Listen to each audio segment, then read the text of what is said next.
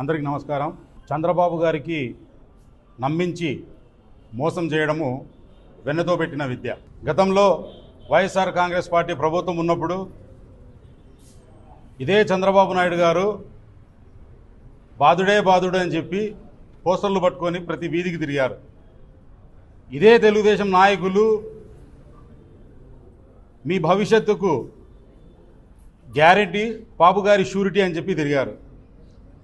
ఆ రోజు ప్రజల్లోకి వాళ్ళు వెళ్ళి విద్యుత్ ఛార్జీల విషయమైతే ఏమి, రైతుల విషయమైతే ఏమి, విద్యార్థుల విషయమైతే ఏమి, నిత్యావసర వస్తువులకు సంబంధించి ప్రతి ఒక్కటి కూడా వైఎస్ఆర్ కాంగ్రెస్ పార్టీ ప్రభుత్వంలో విచ్చలవిడిగా పెరిగింది.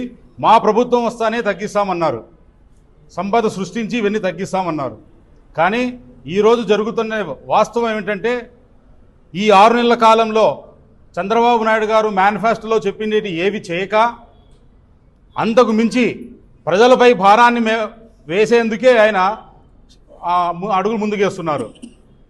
ఇప్పుడు కేవలం ఈ కరెంటు ఛార్జీల విషయంలోనే 15,483 కోట్ల రూపాయలు ప్రజలపైన అదనంగా భారం వేసి వసూలు చేసేదానికి ప్రణాళిక సిద్ధం చేశారు.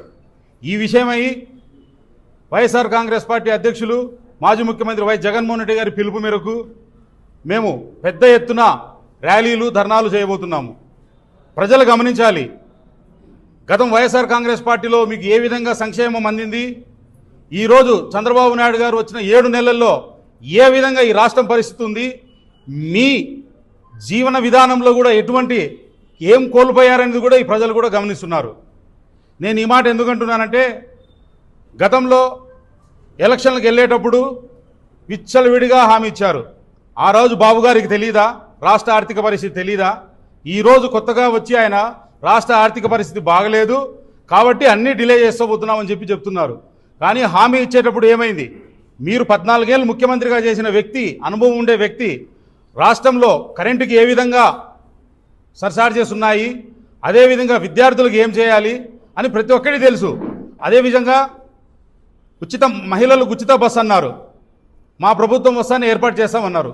మళ్ళీ ఆ కాలాన్ని పొడిగించేందుకే సబ్ కమిటీ వేసి వాళ్ళు బాగుపడేందుకు మళ్ళీ 11,000 బస్సులు కావాలి, 11,500 మంది స్టాఫ్ కావాలి అని చెప్పి ఒక మెలికి పెట్టి దాన్ని మళ్ళీ ఆ కాలాన్ని కొనసాగించుకునేదానికే ప్రయత్నం చేస్తున్నారే తప్ప వాళ్ళు ఇచ్చిన ఏ హామీని కూడా నెరవేర్చేదానికి ప్రయత్నం చేయడం లేదు. కాబట్టి ప్రజలంతా గమనిస్తున్నారు. ప్రజలు కూడా ఆలోచించండి. వైఎస్ జగన్మోహన్ రెడ్డి గారి ప్రభుత్వం ఉన్నప్పుడు ఏ విధంగా మీకు క్యాలెండర్ చెప్పి సంక్షేమం అందిస్తున్న ప్రభుత్వం వైఎస్ఆర్ కాంగ్రెస్ పార్టీ ప్రభుత్వం. ఈరోజు చెప్పి మోసం చేసే ప్రభుత్వం ఏదైనా ఉందంటే కూటమి ప్రభుత్వం. కాబట్టి ప్రజలకందరికీ మా ఒకటే విజ్ఞప్తి, మాతో పాటు మీకోసం మేము పోరాడుతున్నాం, మాతో పాటు మీరు కూడా అడుగు కలపండి. ఈ నెల 27వ తారీఖు జరగబోయే విద్యుత్ పోరుబాటలో పాల్గొని ఈ కార్యక్రమాన్ని జయప్రదం చేయాల్సిందిగా కోరుతున్నాను.